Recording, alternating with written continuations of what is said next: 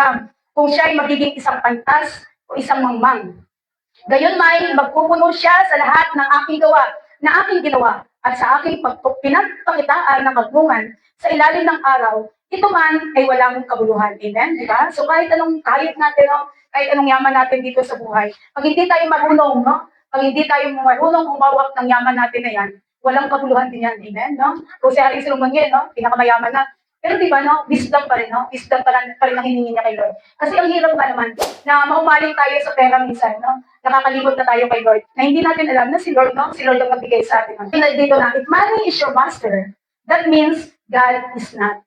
No, ang ganda nito, no? If money is your master, kung yung money ang pinaglilingkuran mo, that means God is not. So wala si Lord, no? Wala si Lord sa buhay mo. Pag yung pera ang pinaglilingkuran mo, no? Ingat tayo. Marami tayong kayamanan, gawin natin, no? Gamitin natin para sa kalooban ni Lord. So we are blessed to be a blessing in the lives of others, no? We are blessed daw.